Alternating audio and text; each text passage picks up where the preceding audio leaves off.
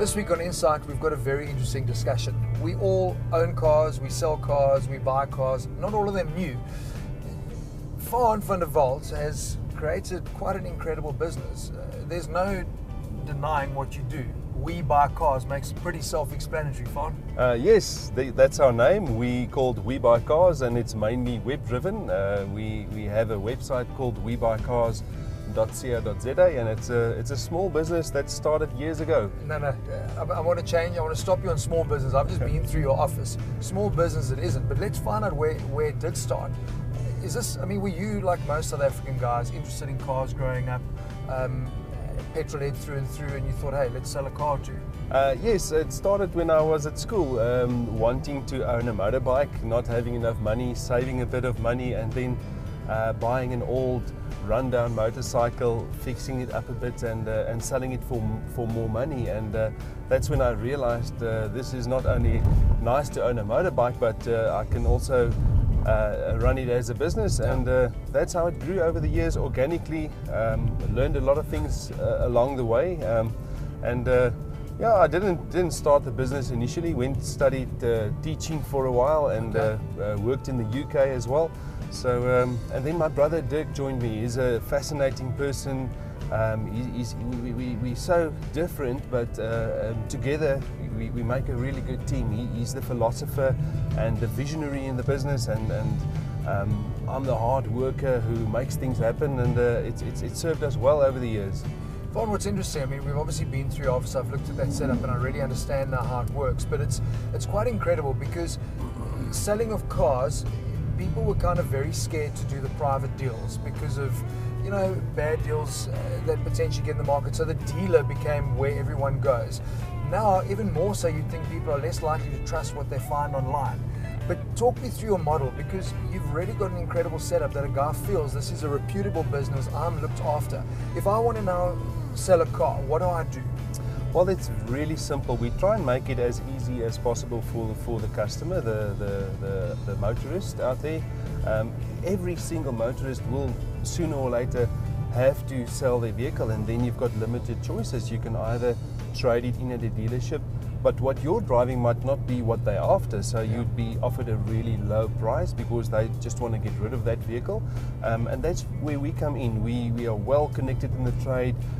We know what vehicles are worth, and we offer really good prices for cars. Last month we had a record month, believe it or not. We bought 2,406 cars. That's more than 100 cars a day. No, listen, that's more than most. That's more than like probably 90% of manufacturers do in a month. That's what across the board. That's what you guys are. It's incredible. So have you seen a spike in this trend now that people are actually coming to you as opposed to going to dealers to get themselves a better deal on their car? Yes, what's really nice about our customer base is that it's a lot of repeat business and a lot of word of mouth. So the public out there enjoy the service. They are blown away with the way and the speed at which we react and respond to their online applications, and it's a really convenience thing. We come to you where you are.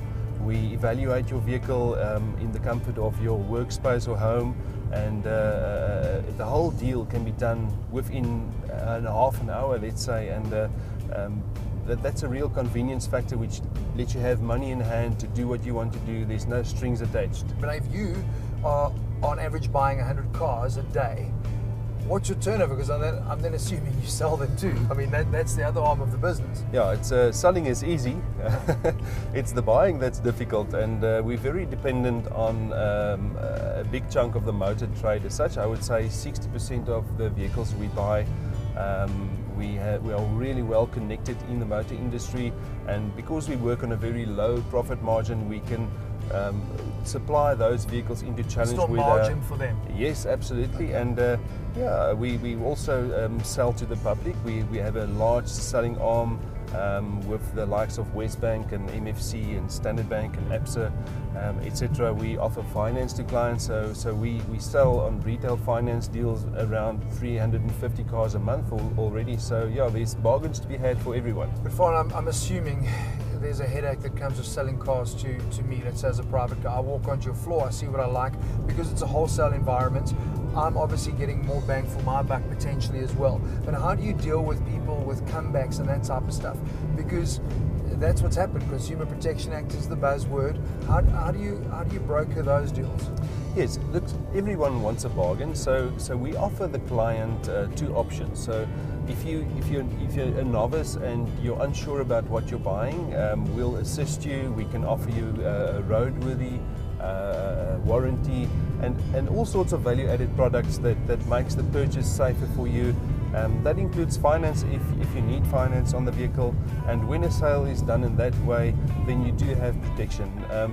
But then if you want a real bargain, you don't want extra charges, there are strict terms and conditions under which you can buy a vehicle on the same footing as, let's say, a dealer. It's like buying at an auction, but you still have the advantage of having a test drive, having a thorough look at the car before you commit on buying.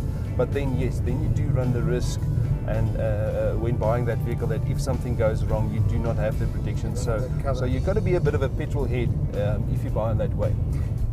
So now I want to buy a car. What should a consumer look for when buying a car? What's your process? So when Faan goes to look at a car, what do you look at? Well, when we buy a car, we consider the whole picture. Your specific vehicle, there's a certain supply and demand for that specific vehicle. So determining a value is really complicated. Book values, we certainly use those, but we sit on big data at the moment. We've bought and sold over 45,000 vehicles in the past, so we have that history that we can work on, so we know from our past experience what vehicles are worth. And you've got to look at market trends. You know, sometimes manufacturers runs huge specials, so you cannot trust book values to the T. You need to have some sort of insight into the market, and luckily we do have that with us. So when determining a price, there's so many factors playing a role. For some vehicles you pay over book value nowadays because new cars are so expensive, you know, so they're not depreciating at such a rate as they used to. Manufacturers are telling us there's obviously that trend for people to downsize. Are you seeing that from a second-hand perspective, or are people preferring, instead of downsizing, going second-hand and getting the car that they originally wanted, but obviously being second-hand they can now afford it? And the second question, what is the most popular car? What car are you desperate to get your hands on because you know it's going to fly? Well, we buy anything, really. Everything's got a price, and we're not particular about makes, models, mileage. Every single car out there has a price. And so we after the high volume cars, we after the low mileage cars, but that's just part of the business. We buy everything that's available. And in terms of family, how many kids have you got? I got 3 kids, 2 sons and a daughter, beautiful kids. They love their sports, play rugby, cricket, netball. So yeah, we're quite enthusiastic. They're not into cars though, so I'm not sure what they're going to do when they grow up. Well, look, I mean, maybe by the time they grow up, we're not going to be driving cars like we know today. Definitely. I mean, that's probably a good place to leave this conversation, is in terms of what is the future of Webuycars. I mean, everything you do has embraced online. Everything works off iPads. You're using all that sort of online trend and capabilities.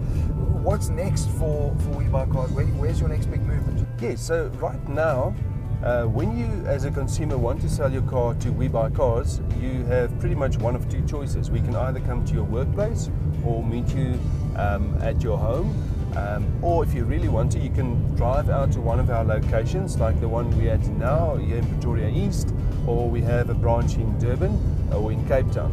So that's not really giving the customer total convenience, because sometimes you don't really want someone to come to your home, you don't trust that person enough, or you don't want your neighbor to see that you're busy. To see you selling yes, cars, or your manager says, well, you're not supposed to be standing outside selling your car. So we're going to put up pods right across the country, which is like buying pods where whenever you feel like it, you can drive there and have your car evaluated and without any obligation get a value on your vehicle, so that you know, knowledge is power. You know where you stand, what your car's worth, and that gives you the power then to make a decision whether it's time to sell or hold on to your car a little bit longer. Faan, listen, it's been, I mean, we meant to chat 10 minutes, we've gone way over it, because it's actually so interesting talking, because for me, second-hand cars, I just always see the value, but I know there's been some tricky times out there with consumers being nervous about that. I'm glad there seems to be that peace of mind now for them in terms of coming through a company like yourselves. I know you've got to go off to go and hunt, not for more cars, but to go and have a bit of a relaxing time as well. So thank you very much for joining us on Insight. Very cool insight. Thank you very much. Honored to meet you and honored to be on the program.